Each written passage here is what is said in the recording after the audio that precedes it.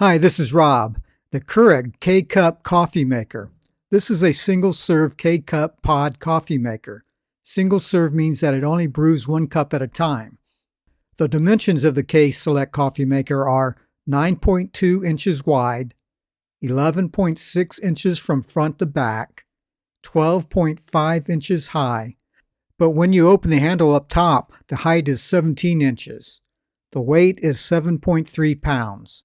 The electrical cord is about 2 feet long, and it is a 3-prong cord, so make sure you have a 3-prong outlet. With a brew time of less than 1 minute, you can set one of 4 brew sizes: a 6-ounce small cup, a 8-ounce small mug. Most people believe the 8-ounce provides the best brew, a 10-ounce large mug, and a 12-ounce travel mug. The travel mug with the top off cannot be taller than 7.2 inches high. This Keurig 14-ounce travel mug will fit under the K-Select coffee maker. The height with the top on is 7.8 inches high and 2.5 inches wide. It is leak and spill proof, keeps coffee hot for 5 hours, and has a lock feature for secure transit. I have an Amazon link for this travel mug as well for the coffee maker itself. But with a 12-ounce travel mug brew, the coffee might be a little weak.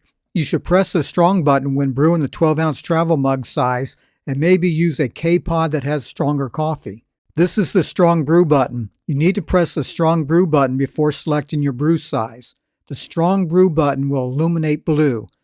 Both the brew size and strong brew buttons will remain illuminated while brewing, about 1 minute.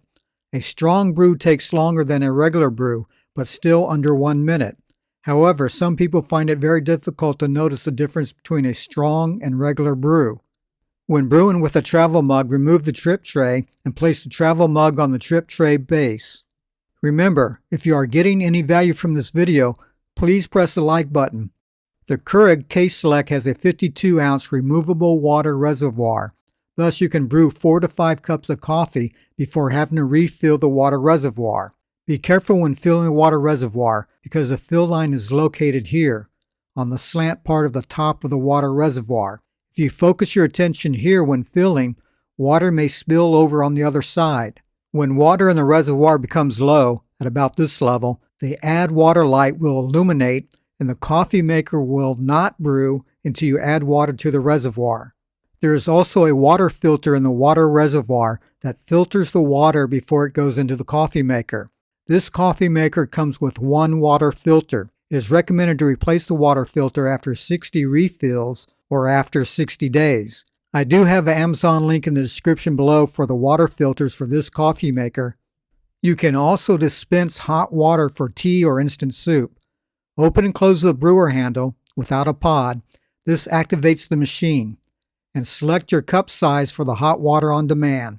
However, you may have a little bit of coffee taste in the water. You need to do a hot water dispense a second or third time before you use the hot water in your tea. How to brew a cup of coffee. After you fill the water reservoir, power on the brewer by pressing the power button. The power on button will turn green and the auto off light will also illuminate green. The auto off light indicates that the coffee maker will automatically turn off 2 hours after you make your last cup of coffee. However, you can disable the auto off feature if you want the coffee maker to keep the water hot all day. To disable the auto off feature, turn off the power button, then press and hold the strong button and this 10-ounce large cup button at the same time for 3 seconds. Then, when you power on the coffee maker, the auto off light will be disabled and will not illuminate green. To turn back on the auto off feature, just repeat the same steps. After you press the power button, the coffee maker will begin to heat up the water. You will hear the water heating up, and it will take about 3 minutes to heat the water. Place a coffee mug on the drip tray. If using a travel mug, remove the drip tray and place the travel mug on the drip tray base.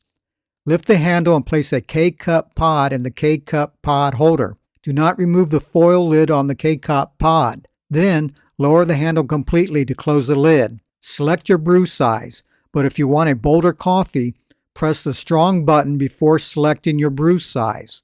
The brewer will heat, then automatically begin brewing. It takes about 1 minute to brew a cup of coffee after water heats up for 3 minutes. While brewing, there is hot water in the K-cup pod holder. To avoid injury, do not lift the handle during the brewing process. And that is all it takes to brew your coffee. There is a high altitude mode for those living in altitudes higher than 5,000 feet. Please see the owner's manual on how to activate the high altitude mode. The only light we did not talk about is the Descale Light.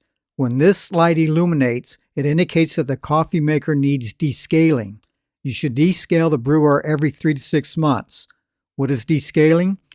When either filtered water, tap water, mineral water, or bottled water are used for your coffee brewer, there is a high chance that the coffee brewer interior needs cleaning.